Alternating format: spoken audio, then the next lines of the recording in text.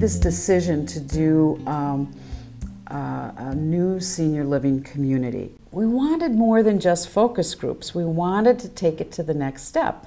And Derek Van Mel and Van Mel Associates showed us how we could do this using a virtual reality tool to help get people to participate very actively in early design idea. What we really want to get at is understanding how does the architecture, the design, how does it make you feel? But this space has not been designed. We have not designed anything in this space. We've got a few subtle cues here and there that can help kind of, catalyze a discussion around it, but we haven't really tried to figure everything out, and that's part of the purpose of what we're doing today. So we're going to look at three specific areas. We're going to look at the entry and the dining area, and then how those spaces connect with the outdoor spaces. In the entry to the overall facility, you're coming in the main door. I would put the person to the right.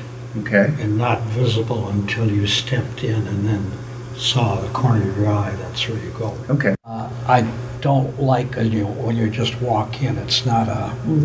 It's too institutionalized. Yeah. Too institutionalized. Good. What would you like? I mean, or are you bringing a guest? You're bringing your family. They're coming to meet you. And how are you welcomed into the space?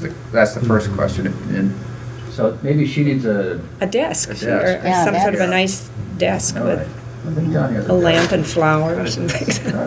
So kind of design it to fit in with the environment, not necessarily stand out so much, but just blend in and be kind of part of the space, but off to the side. And the other thought I had, that corner back there, could you round that corner, just fill in so it's a curve? Sure. The actual corner like back here? Yeah, it softens the whole thing and it flows. Sure. And I like Paul's idea because as you're approaching this space from the doors, that window is a very important element. How you view through the space, what you see at the outside, very, very important to that actual space. I think that's the first view you have of the outdoor space. So that should be part of the picture in walking in, is not only what's in front of you, but what's beyond those walls. What's beyond the seating area. And so window times 3. Florida ceiling, That's nice. Now I like that. Look at the difference that makes. Oh, what a difference that makes. It really opens it up. Well, Are we thinking about like a fireplace in there? We could. What about instead of that large window, doors going to the outside? That's a great idea. Yeah. So one idea that came out of the focus groups was, well, should this be kind of like a coffee shop? I mean, should there be coffee available? Somebody's going to bring this cake.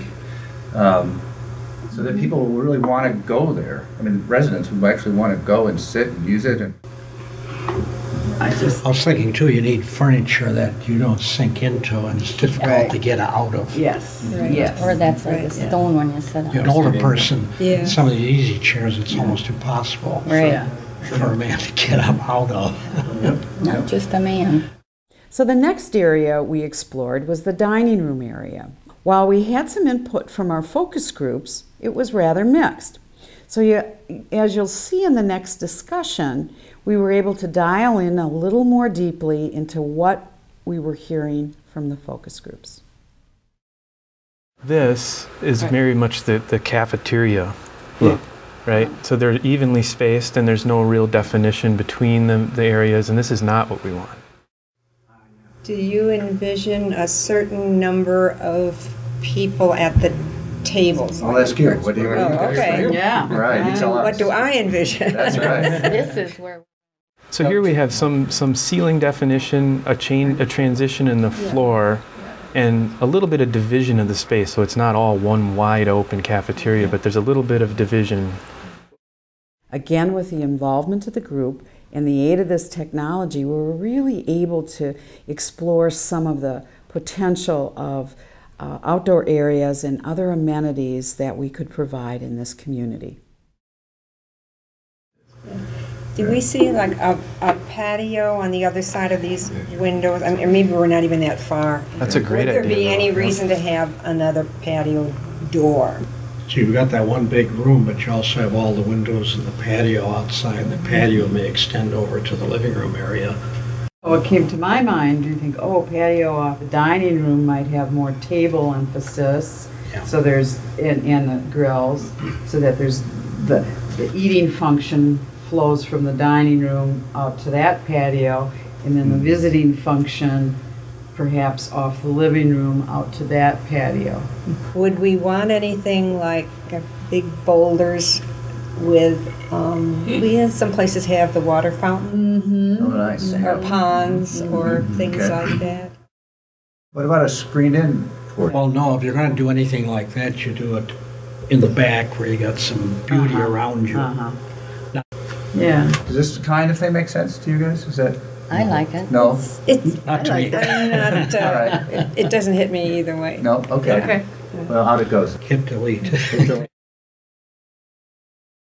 As independent living moves forward, I believe it is important to listen to our community, listen to our potential residents, so that we better understand their changing needs, their desires, both as a group and as individuals. Yeah. And it's interesting how we had some ideas about what would be right, and you told us they weren't. Yeah. I just so appreciate that you're willing to listen Yes. and to get that Yes. input, because you could just Right. slap up a building and say Right. it's for rent. This is, take it or leave it. This is the way it is, and people would do that. I mean, we do do it that all the time. Yeah, we do it all the time. Yeah. So this is really nice It is. that you're getting that input.